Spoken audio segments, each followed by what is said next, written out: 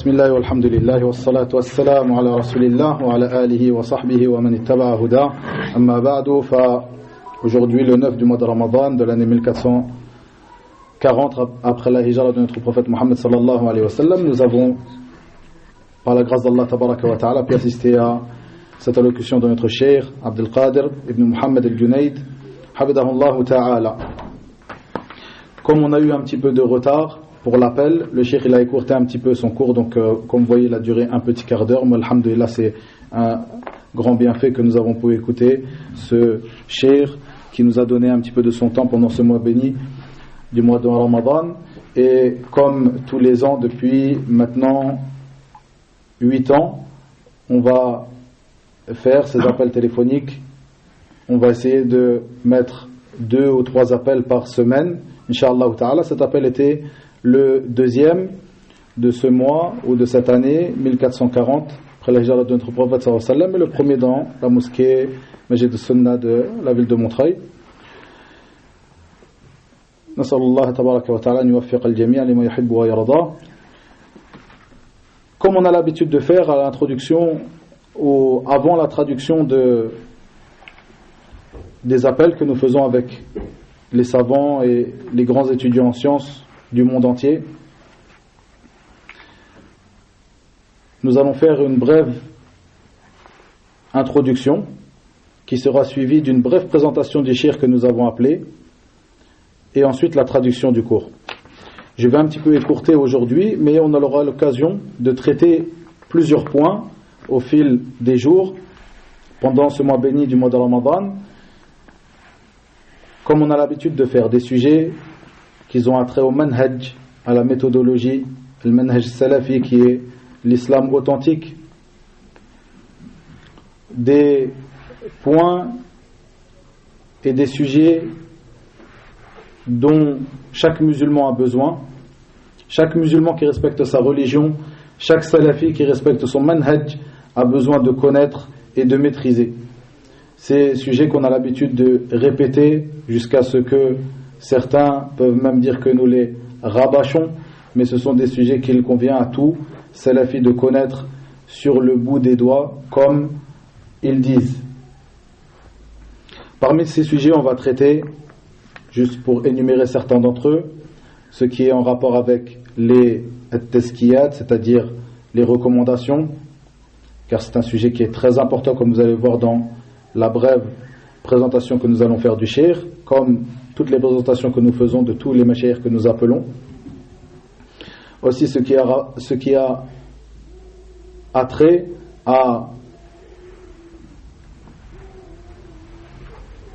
ce qu'on appelle al-mufadala bayna al-ulama, c'est-à-dire le fait de préférer un tel parmi les ulama à un autre, c'est-à-dire de dire un tel est plus savant qu'un tel, un tel est le plus savant dans tel endroit, un sujet qui est très important que nous allons traiter.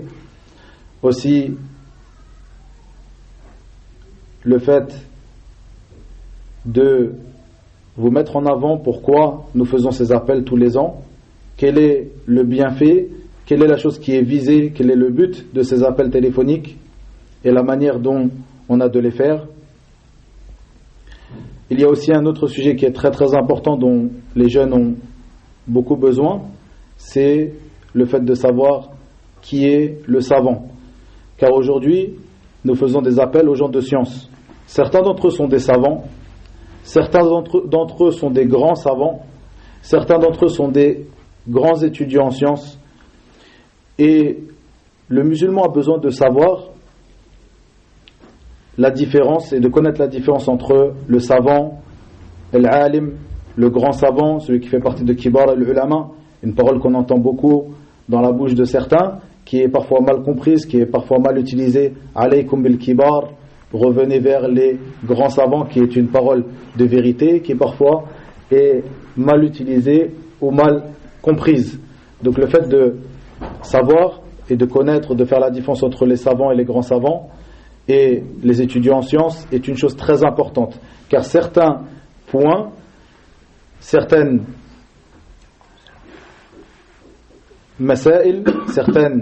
sujets auront besoin d'être traités par les grands savants. Il n'y a que eux qui s'occupent de traiter ce genre de sujet. Au moment où toi, tu reviendras vers quelqu'un qui est en dessous de cela, tu auras fait une faute dans ton manhaj. Pareillement, il y a certains sujets qui ne conviennent d'être traités que par les savants. Et au moment où tu reviendras vers des gens qui ne sont pas estimés comme étant des savants, tu auras commis aussi une faute. Aussi, on aura l'occasion de traiter le sujet. Là, j'énumère simplement ces sujets qu'aujourd'hui on va simplement rappeler le but de ces appels. J'énumère certains sujets qui seront traités tous les jours. Ce sont des sujets qui sont traités par nos mashayikh dans ces appels et des sujets qui ont été traités au fil des années depuis toutes ces années où nous faisons ces appels, où nous proposons à nos mashayikh tel et tel sujet pour qu'ils les développent. Ces sujets, à chaque fois, je vous renverrai vers certains cours qui sont enregistrés, qui sont traduits en français sur le site qui a été fait par les frères, le site ahledhikr.fr, comme sur la chaîne Telegram Ahledhikr. Vous pouvez revenir vers ces cours qui sont enregistrés et profiter de ces enseignements qui nous ont été prodigués par nos savants. Donc là, aujourd'hui, j'énumère simplement ces points que nous allons traiter, des points qui sont très, très importants. Ce point que je viens de rappeler, je ne vais pas m'attarder dessus, simplement, sûrement qu'au prochain cours, je vais en parler. Je vais plus m'étendre sur le sujet, le fait de savoir comment nous faisons la différence entre un savant, un grand savant, un étudiant en sciences, puisque je sais très bien que c'est un sujet qui est souvent au cœur des discussions auprès des frères, auprès des jeunes, qu'ils ont besoin de savoir, de faire cette distinction, et qu'il y a beaucoup de dissensions entre les frères par rapport à cela, du fait que ce point-là est mal compris. C'est un point qu'on a eu l'habitude de traiter. Si vous revenez aux anciennes cassettes, vous trouverez ce point traité et retraité au fil des années. On va le répéter encore une fois pour que les gens profitent et pour que nous-mêmes nous profitions avant eux. Le but de ces appels, hafidakumullah, que nous faisons tous les ans depuis maintenant des années, depuis l'année 1433, c'est-à-dire depuis 7 ans. Des appels que nous faisons régulièrement, tous les 2 jours à l'époque, tous les 3 jours, aujourd'hui toutes les semaines. On essaye d'en faire le plus possible afin que nous profitions tous un maximum pendant ce mois béni du mois de Ramadan, comme l'a rappelé notre cheikh aujourd'hui, hafidahullah, un mois où les bonnes œuvres sont multipliées. Et il n'y a pas de doute que parmi les meilleures des œuvres, le fait d'assister aux assises de sciences, le fait d'apprendre sa religion, et là, ce que vous faites ici, c'est bien cela. Vous venez, talab al-ilm, vous venez apprendre votre religion, et vous venez apprendre la chose qui est la plus importante pour vous de connaître dans votre religion, votre manhaj, cette méthodologie, la voie de nos pieux prédécesseurs, le manhaj salafi, qui est l'islam authentique. C'est ce que vous venez apprendre ici dans ces assises. Donc vraiment, je conseille les frères de ne pas prendre cela à la légère, de venir autant que possible avec un cahier, avec un stylo, de prendre note, d'essayer d'apprendre ce que vous apprenez ici, car c'est quelque chose de très très important. C'est la base même de votre religion, votre manhaj, la méthodologie, la voie qu'ont emprunté as-salaf as-salih, nos pieux prédécesseurs, dans leurs croyances, dans leurs adorations, dans leurs comportements, etc. La base même de notre religion, c'est ce que vous faites aujourd'hui, et vous l'apprenez auprès de qui? Pas avec le frère Abdou Samad, pas avec un frère qui a étudié, parfois avec un frère qui n'a pas étudié, malheureusement, mais ici vous l'apprenez avec des savants et des étudiants en sciences qui ont passé des années, une trentaine, une quarantaine, une cinquantaine, une soixantaine d'années dans l'étude de la science, dans la da'wa ilallah tabaraka wa ta'ala. Et ces appels, donc c'est pour cela, nous les faisons pour vous mettre en contact avec ces savants et vous montrer que le fait d'être en contact avec ces gens de science, c'est quelque chose de facile, c'est quelque chose de simple. Le fait d'être en contact avec eux, de prendre la science de eux, d'apprendre votre religion directement de eux, aussi, comme il sera traité dans le prochain cours avec notre cheikh Abdelrahman Kouné, qui sera demain à 3h30, Inch'Allah ta'ala, cheikh Abdelrahman Aouf Kouné de la ville de Médine, Hafidahullah ta'ala, sur le sujet de la langue arabe et l'importance de cette langue et le mérite de cette langue et la manière de l'apprendre et d'avancer dans l'apprentissage de cette dernière. Car aujourd'hui, je suis là pour vous faire un résumé du cours et traduire ce résumé Je ne me prétends pas être un traducteur, mais faire un résumé de ce qu'on a pu entendre et faire la traduction. Beaucoup d'entre vous, alhamdulillah, vous apprenez la langue arabe, vous avez peut-être compris tout le cours, pour certains d'entre vous la moitié du cours, pour certains d'entre vous un quart du cours, certains d'entre vous n'avez pas compris du tout le cours en arabe, et ça, ce n'est pas un mal, mais on vous pousse toujours à apprendre la langue arabe afin de faire sauter ces barrières-là et de plus avoir besoin de personnes comme nous, qui sommes nous des étudiants en sciences, walillahi alhamd, et qui, notre rôle, comme nous le dit ce grand savant, Cheikh Zayd ibn Muhammad al-Madkhali, rahimahullah ta'ala, lorsqu'il lui a été posé la question, ça c'est une question qui est très importante, et par le qadar d'Allah Azza wa Jal al-Ajib, cette question a été posée par des gens de France, il y a des années auparavant. Pourquoi ce qadar d'Allah qui est ajib? Car c'est une chose qu'on ne voit pas vraiment être pratiquée en France, sauf par certaines personnes, alhamdulillah, il y a des frères alhamdulillah qui pratiquent cette chose-là, mais pour vous dire que c'est une chose qui est très peu pratiquée, le fait que, quand on lui a posé la question, quel est le rôle des étudiants en sciences, il a répondu, ce grand savant, rahimahullah ta'ala, leur rôle est de mettre les gens de la masse, les jeunes, en relation avec les savants. C'est bien ça le rôle des étudiants en sciences, et c'est ce qu'il nous convient de faire. Pas de mettre en relation les gens avec nous, que les gens s'attachent à nous, que les gens, une fois qu'ils ont besoin de quelque chose, reviennent vers nous, plutôt que s'ils viennent vers nous, c'est pour qu'on leur facilite l'accès aux savants, pour qu'on leur traduise quelques mots qu'ils n'auront pas réussi à traduire dans leurs questions, peut-être leurs questions en entier, mais toujours les pousser à avancer, à faire sauter ces barrières et à apprendre la langue arabe. On les envoie aussi vers des savants qui, eux, comprennent et parlent la langue arabe, comme par exemple ce savant Cheikh Mohamed Ali Farkous en Algérie, et autres que eux parmi des savants qui peuvent comprendre la langue arabe ou qui ont des élèves qui sont francophones, vers qui vous pouvez revenir.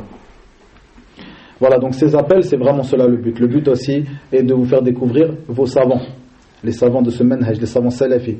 Vous les faire découvrir, car il y a beaucoup de personnes qui ne savent pas qui sont leurs savants. Si tu leur parles qui sont les savants, ils connaissent 2-3 noms et voilà, et ils ne les connaissent pas réellement, ces savants, peut-être des choses qu'ils ont entendues. C'est pour cela aussi que nous faisons toujours une brève présentation du cheikh que nous avons appelé, et une chose très importante aussi, le fait de mettre en avant, même une chose qui est plus importante encore que cette brève présentation, le fait de mettre en avant qui sont les savants qui l'ont recommandé. Et cela, nous le faisons sur la parole de Muhammad ibn Sirin, rahimahullah ta'ala, et d'un grand nombre de salaf radouanullahi alayhim, qui a été rapporté d'un grand nombre de salaf radouanullahi alayhim, qui est cette parole Inna hadha al-ilma dinun fanzuru amman ta'khuduna dinakum. Certes, cette science est une religion, regardez donc de qui vous l'apprenez. Pour cela, je vais, bien sûr, comme je vous ai dit aujourd'hui, écourter cette introduction. Donc je vais m'arrêter ici pour l'introduction. Inch'Allah, on reprendra demain avec ce sujet. Inch'Allah, j'espère traiter ce sujet encore une fois par rapport à la différence entre les savants, les grands savants, vers qui revenir à quel moment, Inch'Allah ta'ala, pour l'introduction. Et donc là, on va commencer la présentation de notre cher Abdel Qadir al-Junayd. Je vous renvoie aussi vers l'audio qui a été enregistré il y a quelque temps, qui a été avec notre cher et notre père Hassan ibn Abdel Wahhab al-Banna, Hafidahullah ta'ala, le père des salafis d'Égypte et notre cher à tous. Ce cher chez qui moi personnellement j'étudie depuis une dizaine d'années aujourd'hui, walillah alhamd, en Égypte, qui était professeur de Aqidah pendant 14 ans à l'université de Médine, qui faisait partie des amis et proche de Cheikh al-Albani rahmahullah, de Cheikh l'imam Rabi' ibn Hadi al-Madkhali hafidahullah ta'ala, et autres que eux. Et cet audio qui a été enregistré il y a quelque temps, qui a été le premier audio de cette série d'appels cette année, qui a été fait uniquement sur la radio, donc pas à la mosquée, et on aura sûrement l'occasion de revoir notre cheikh, soit pendant le mois de Ramadan, soit un petit peu après le mois de Ramadan, jusqu'à mon départ, Inch'Allah ta'ala, qui est un conseil très précieux, qui a duré peu de temps, mais qui est un conseil très précieux que vous retrouverez. Je pense que les frères l'ont mis sur le site Ahlul Dhikr, en tout cas il est sur la chaîne Telegram Ahlul Dhikr. Je vous conseille de revenir vers ce conseil, car il est vraiment très précieux, surtout dans ce que nous vivons au jour d'aujourd'hui. Walhamdulillah, revenez vers lui et profitez de ce conseil. Aussi, pour savoir qui est ce cheikh Hassan ibn Abdel Wahhab, j'ai fait bien sûr sa présentation comme je l'ai fait à maintes et maintes reprises durant toutes ces années, car il a l'habitude de nous donner le kalima, de nous donner le cours. Notre cheikh que nous avons eu aujourd'hui, Cheikh Abdel Qadir ibn Muhammad al-Junayd, c'est un des mashayikh de la ville de Dammam en Arabie Saoudite. C'est un des mashayikh qui est connu auprès de nos savants, qui a étudié auprès de Cheikh l'imam Mohammed ibn Salih al-Uthaymin, rahimahullah ta'ala, qui a étudié aussi auprès de Cheikh l'imam Abdul Aziz ibn Abdullah ibn Baz, rahimahullah ta'ala, et autres que eux parmi les grands savants de qui il a pu profiter. Parmi ces savants aussi, chez qui il a étudié, Cheikh l'imam Rabi' ibn Hadi al-Madkhali, Hafidahullah ta'ala wa matta'a bihi, qui lui-même le recommande et envoie ou renvoie vers lui et le conseille de prendre la science de lui. C'est quelqu'un qui a passé de longues années dans l'étude de la science et de longues années dans la da'wah et dans cette ville de Dammam. Voilà une des choses sur laquelle nous essayons de mettre un point et d'attirer l'attention des jeunes, le fait que dans ces appels, vous verrez que nous avons l'habitude de ne pas appeler des mashayikh du même pays ni de la même ville, afin que chacun d'entre nous vient d'un pays différent.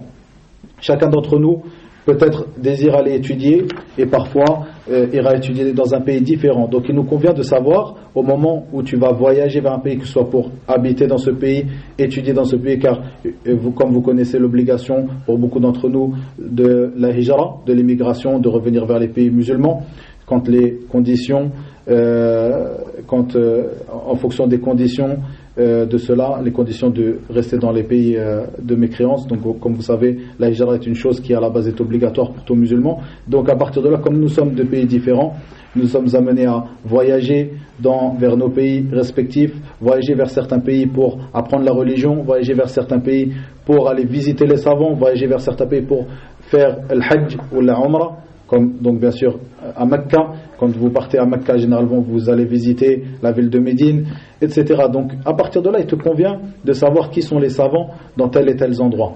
Certains d'entre nous vont partir travailler, peut-être des frères, il y en a des frères de France qui vont travailler dans la ville de Riyad, en Arabie Saoudite, et pas très loin de la ville de Riyad se trouve la ville de Dammam. Pareil, la ville de Jubayl, qui est pas très loin, où il y a ce cheikh qu'on espère avoir cette année, le cheikh Mohammed ben Ramzan al-Hajiri, hafidahullah ta'ala. Et donc ça, c'est des endroits que peut-être tu n'as jamais entendu parler de quelqu'un dans cet endroit. Donc c'est pour ça que nous te mettons en contact avec ces mashayikh qui sont dans telle et telle ville. Certains d'entre vous viennent de tel ou tel pays. On vous fait connaître les mashayikh de vos pays, car peut-être tu n'en as jamais entendu parler. Alhamdulillah, au moment où tu vas voyager vers cet endroit, tu sauras d'entrer vers qui descendre et vers qui profiter et prendre la science de par ces présentations et de par ces appels que tu auras pu assister. Walillah alhamd wahdahu. Au fil des années, il y a eu beaucoup de frères qui sont venus assister, qui après ont fait cette démarche de partir étudier, et certains frères m'ont contacté, dans les pays où ils sont partis, certains frères que j'ai vus directement en Égypte avec nous, qui m'ont dit, si ce n'était pas par l'intermédiaire de ces appels téléphoniques, je n'aurais jamais connu ces savants vers qui j'ai étudié, vers qui je suis descendu au moment où j'ai voyagé vers tel et tel pays, et de qui j'ai profité et qui m'ont évité de tomber dans beaucoup de problèmes et parfois d'interdits. Car la relation que tu as avec les gens de science, c'est une relation très importante pour le musulman, car dans cette relation que tu as avec les gens de science, tu mets en application l'ordre d'Allah tabaraka wa ta'ala qu'il a évoqué dans 2 versets différents de son livre, Fas'alu ahla dhikri in kuntum la ta'lamun. Demandez aux gens de science si vous ne savez pas. Donc ce cheikh, comme je viens de vous le présenter, Cheikh Abdel Qadir ibn Mohammed al-Junayd, est toujours sur cette parole, Inna hadha al-ilma dinun fanzuru amman ta'khuduna dinakum. Certes, cette science est une religion, regardez donc de qui vous la prenez.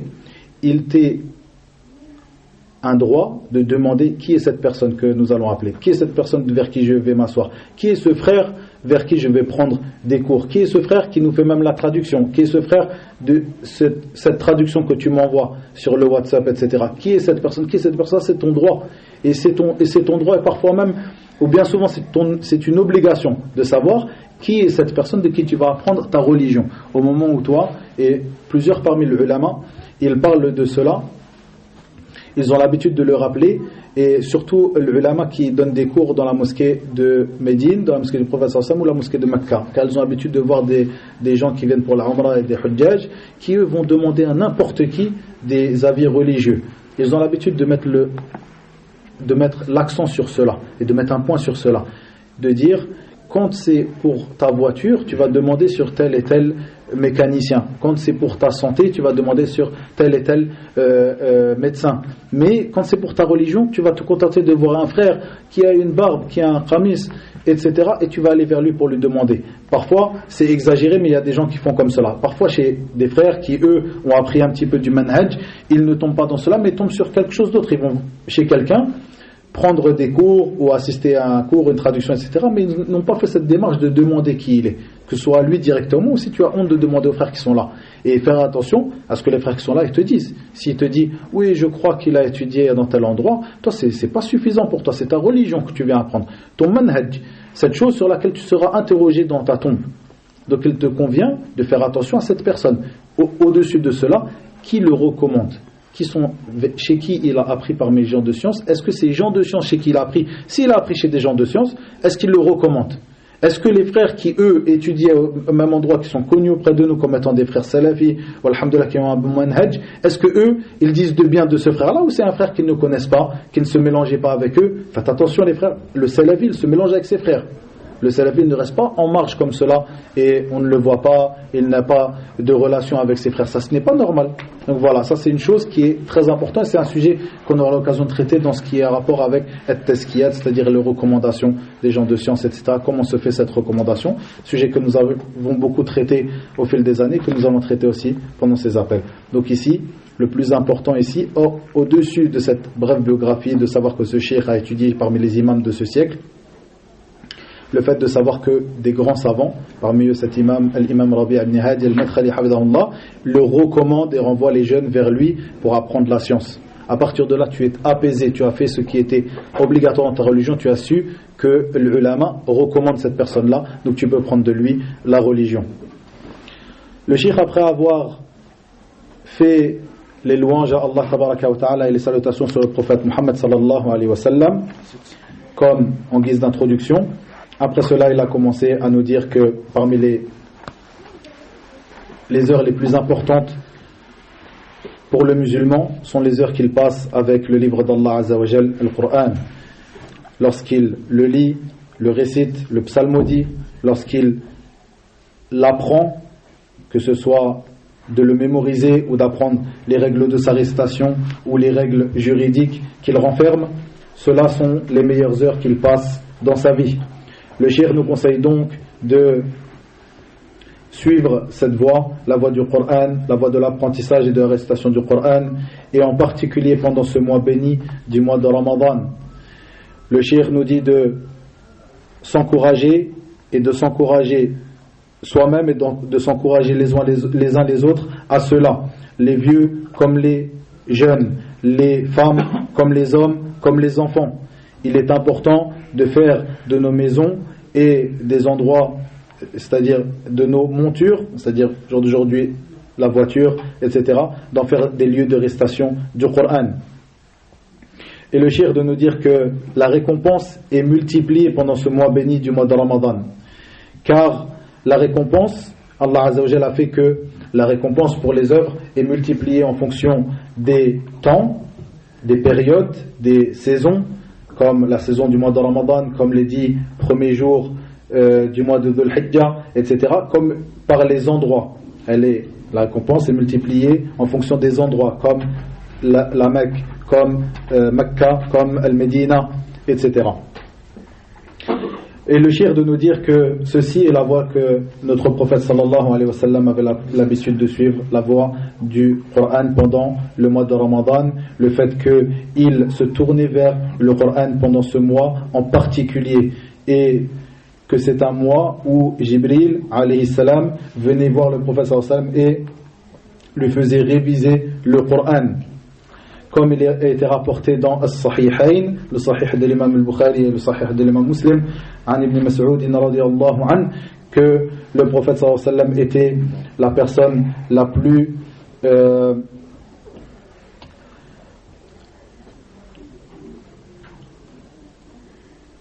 prophète sallallahu alayhi wa sallam était la personne la plus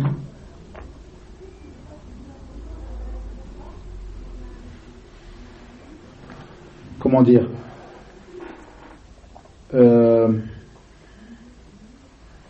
celui qui dépense beaucoup, qui est généreux. Voilà, jazakallah khair. La personne c'était la personne, le prophète sallam, la plus généreuse, et il était encore plus généreux pendant le mois de Ramadan, et il a rencontré Jibril toutes les nuits afin qu'il lui fasse réviser le livre d'Allah tabaraka wa ta'ala. Les gens de science, comme nous le dit notre cheikh hafidhahullah, les gens de science nous disent qu'il y a dans ce hadith une preuve que pendant le mois de Ramadan, que le mois de Ramadan est un moment propice à la multiplication de la lecture du Coran.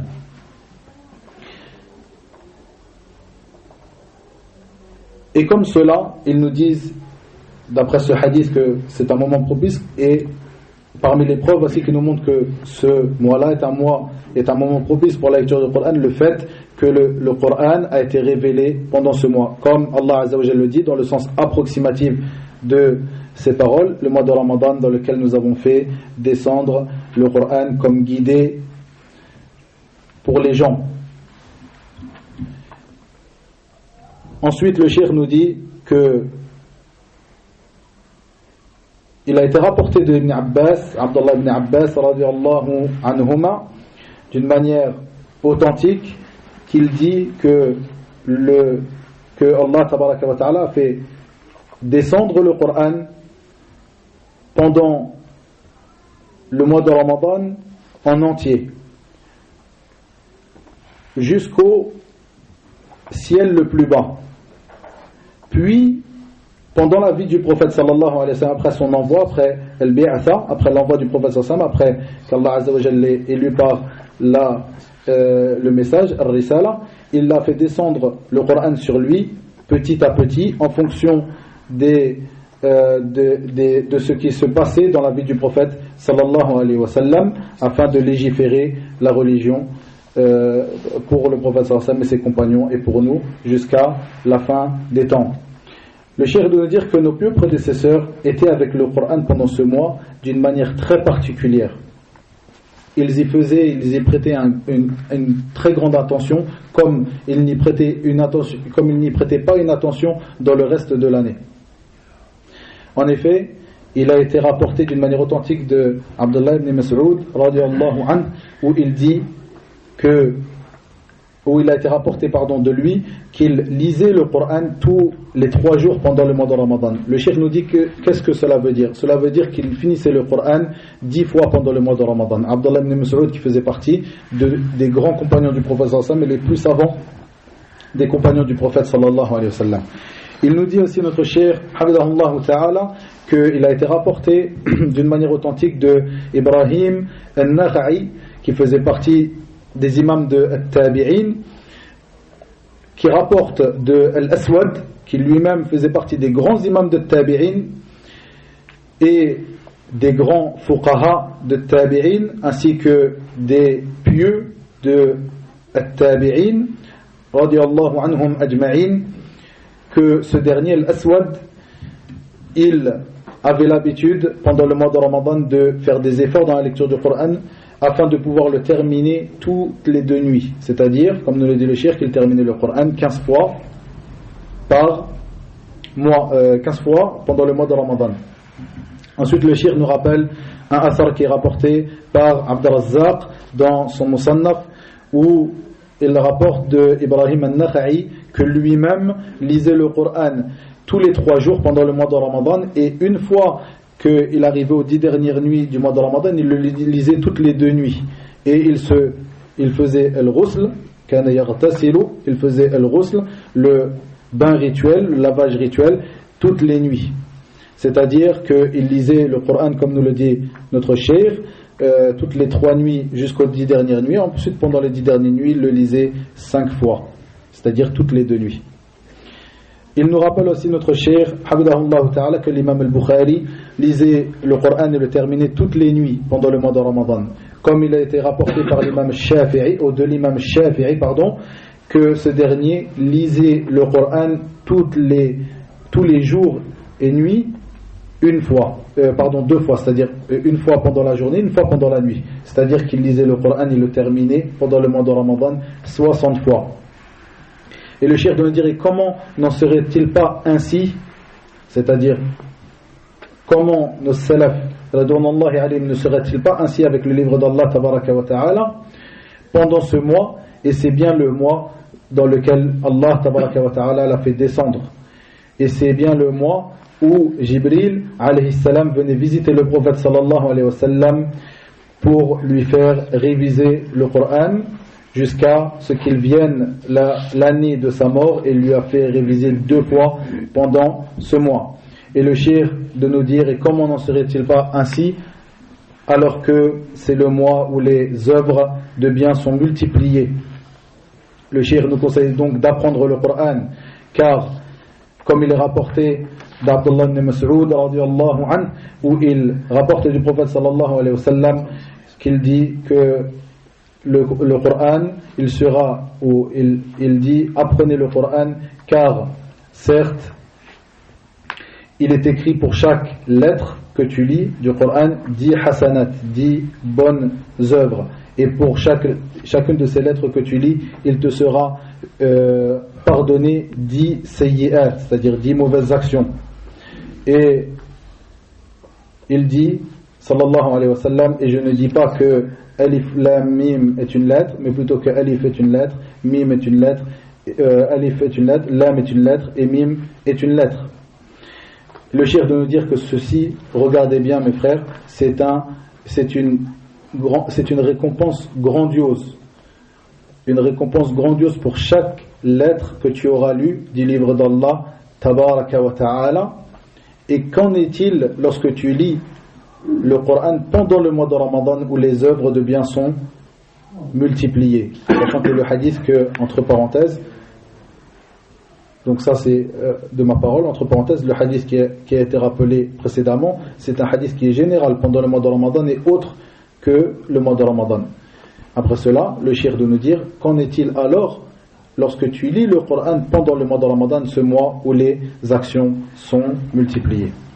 Pour le cheikh de nous dire, Hafidahullah Ta'ala, qu'il a été rapporté d'Abdullah ibn Mas'ud et Abdullah ibn Abbas, excusez-moi, radiyallahu anhuma, où il dit que le fait que tu sortes au souk, au marché, ou que tu sortes dans un besoin, pour chercher un besoin ou régler un de tes besoins, ceci ne t'empêche pas de lire le livre d'Allah tabaraka wa ta'ala. C'est-à-dire que Abdullah ibn Abbas radiyallahu anhu nous donne le conseil de ne pas être détourné de la lecture du Coran, même si nous sortons au marché, même si nous sortons pour un besoin, de toujours rester avec le livre d'Allah tabaraka wa ta'ala.